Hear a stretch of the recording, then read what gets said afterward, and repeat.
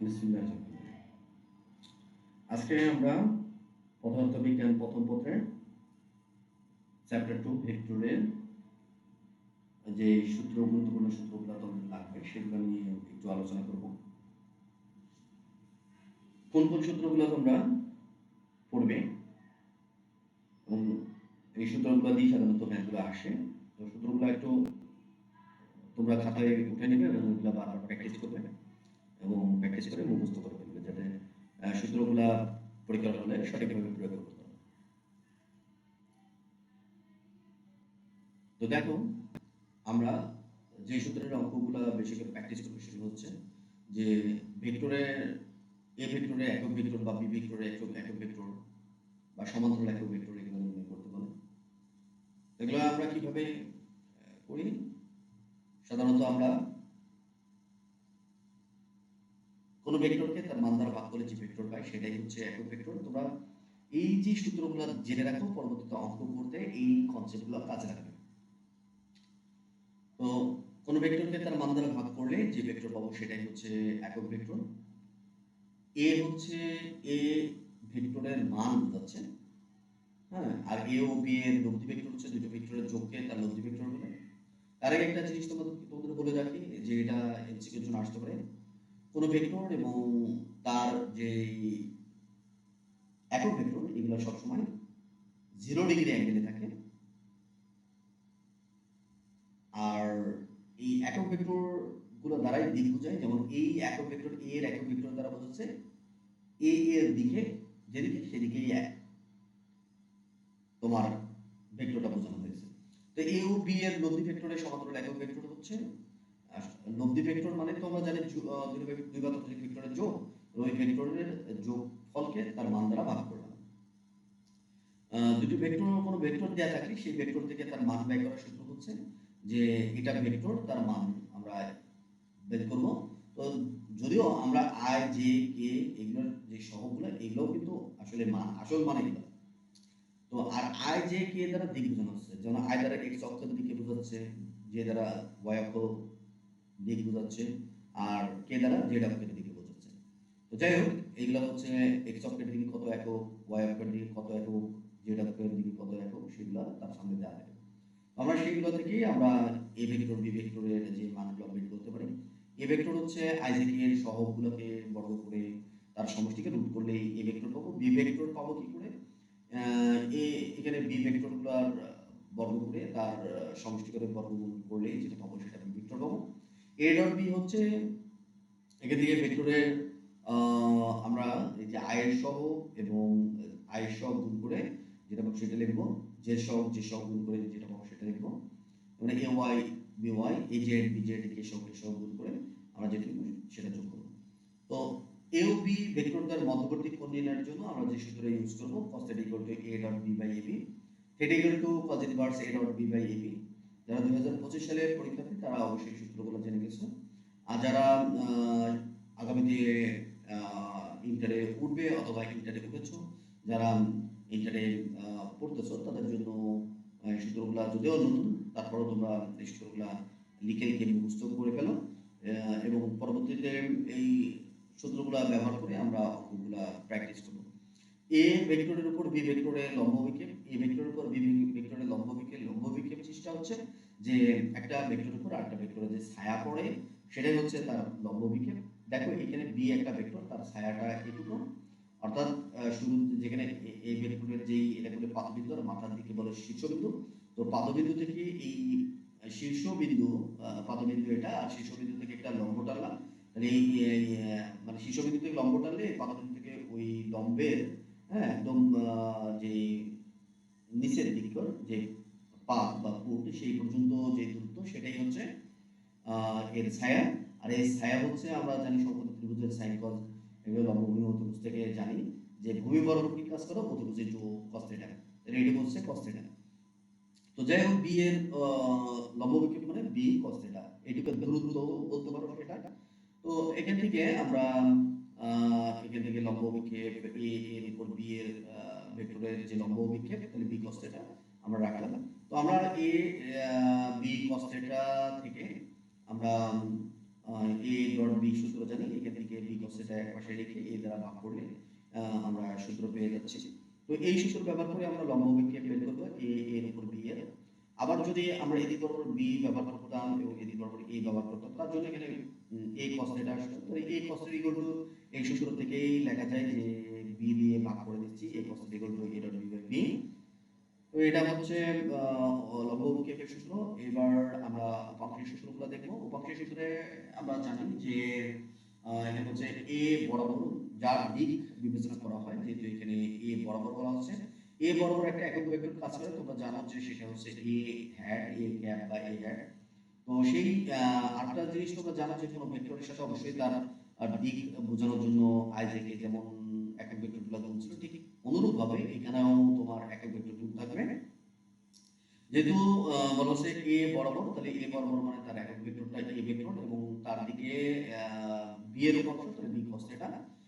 তো এখানে B cos θ মানে এখানে একটা বি এর একটা মান, অনুভূমিক দিকে মানটা। তো বি এর উপর এ এর যদি উপাংশ হবে, তাহলে এ cos θ তার যেহেতু যার বরাবর তার একক ভেক্টরটা এখানে গুণ করতে হবে, তাহলে বরাবর মানে তার দিক বোঝানো হয়েছে। তো এখানে আমরা জানি যে বি cos θ মানে A dot B A dot B by A, আর এ ভেক্টর এ হ্যাট মানে হচ্ছে কোন ভেক্টরকে তার মান দ্বারা ভাগ, এ ভেক্টরকে এ দিয়ে ভাগ। এ cos θ মানে হচ্ছে A dot B by B, আর এখানে বি একটা ভেক্টর হচ্ছে বি ভেক্টরকে তার মান দ্বারা ভাগ।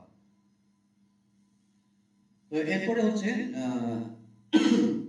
এ ও বি এর স্কেলার গুণন হচ্ছে দুটো ভেক্টরের মান এবং তাদের মধ্যবর্তী কোণের কোসাইনের গুণফল, আর ক্রস গুণন হচ্ছে দুটো ভেক্টরের মান এবং এদের মধ্যবর্তী কোণের সাইনের গুণফল, সেটা একটা একক ভেক্টর গুণন। ভেক্টর গুণনের যেহেতু এখানে ভেক্টর গুণন মানে একটা ভেক্টর রাশি আসে, যাতে আমরা একটা একক ভেক্টর এইটুকু মান, কিন্তু এটা দ্বারা দিক হচ্ছে এটা লম্ব ভেক্টর, লম্ব ভেক্টর দিক হচ্ছে লম্ব ভেক্টরের দিকে। তো লম্ব ভেক্টরটা কি? এ ও বি এর লম্ব ভেক্টর হচ্ছে এ ক্রস বি। দেখো এ আর বি দুটা ভেক্টর, এদের হচ্ছে লম্ব ভেক্টর হচ্ছে এই দুইটার সাথে লম্ব বরাবর যেটা আছে সেটা। এই দিক বরাবর কিন্তু একক ভেক্টরটাই হচ্ছে এন ভেক্টরটা, এই এর সাথে যেটা আছে। আর লম্ব ভেক্টর হচ্ছে এ ক্রস বি। আর এ ও বি এর লম্ব ভেক্টর এর একক ভেক্টর যদি বলি, তাহলে এই ভেক্টরকে তার মান দ্বারা ভাগ করব। তো এখানে দেখো একটা বিষয় হচ্ছে যে প্লাস মাইনাস কেন লিখছি। তো লম্ব ভেক্টরটা যদি ঘড়ির কাঁটার বিপরীত দিকে বিবেচনা করি, তাহলে এ ক্রস বি পজিটিভ আকারে থাকবে, আর যদি ঘড়ির কাঁটার উল্টা দিকে আমরা বিবেচনা করি, তাহলে এখানে এখান থেকে আমরা বি থেকে এ তে বিবেচনা করলে বি ক্রস এ আসবে। তো আমরা এখান থেকে এটাকে আগে বিটাকে পরে লিখলে এটা মাইনাস আসবে। এই ভেক্টরটাও হচ্ছে এ বি এর সাথে লম্ব বরাবর আছে, যার কারণে আমরা এখানে মাইনাস আসে আর এটাই হচ্ছে প্লাস আসে, তাই প্লাস মাইনাস আমরা ব্যবহার করব।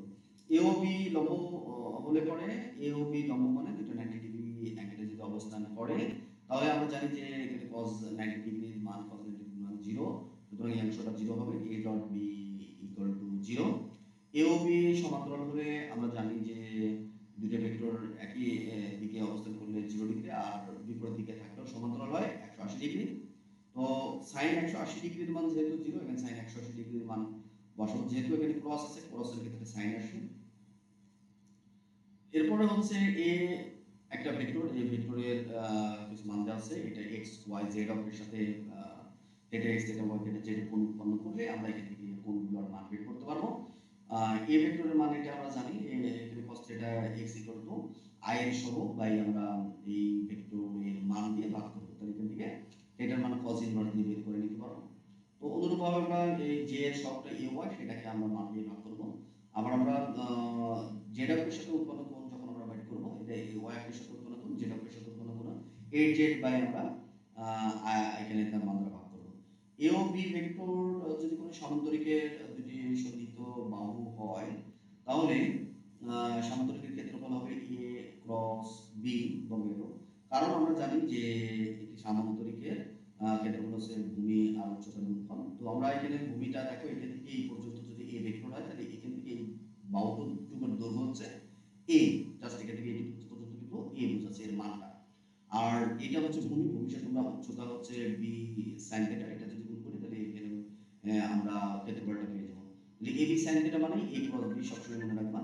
তো যার কারণে এখানে হচ্ছে আমরা বলবো যে এটা যেহেতু এটা সুতরাং a ক্রস b হচ্ছে সামান্তরিকের ক্ষেত্রফল।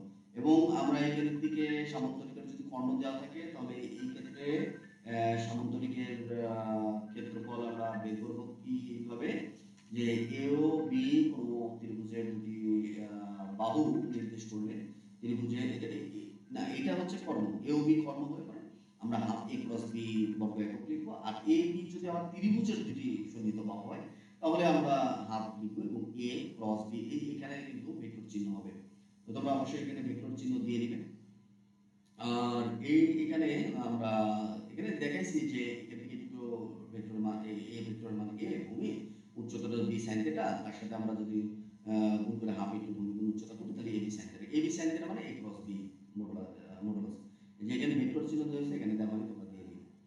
ওকে, এরপরে হচ্ছে আমরা ঘন সামান্তরিকের ক্ষেত্রে এই যে ঘন সামান্তরক, তো ঘন সামান্তরিকের এই দিক বরাবর a b c তিনটা ভেক্টর আছে।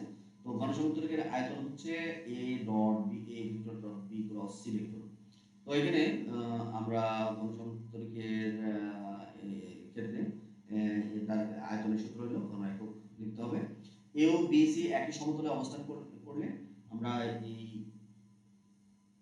a dot b cross c equal to 0 লিখব, অথবা a x ay az bx by bz equal to 0, মানে এই cx cy এইগুলো নির্ণয় নিয়ে আমরা 0 লিখব। এরপর হচ্ছে স্কেলার গুণনের বিনিময় সূত্র হচ্ছে a dot b equal to b dot a, আমরা জাস্ট স্থান বিনিময় করেছি। স্কেলার গুণনের বন্টন সূত্র হচ্ছে a b কে b সাথে ডট গুণন করব, a কে c সাথে ডট গুণন করব। ভেক্টর গুণনের বিনিময় সূত্র মেনে চলে না, a ক্রস b এখান থেকে not equal to b cross a লিখি, a cross b equal to minus b cross a।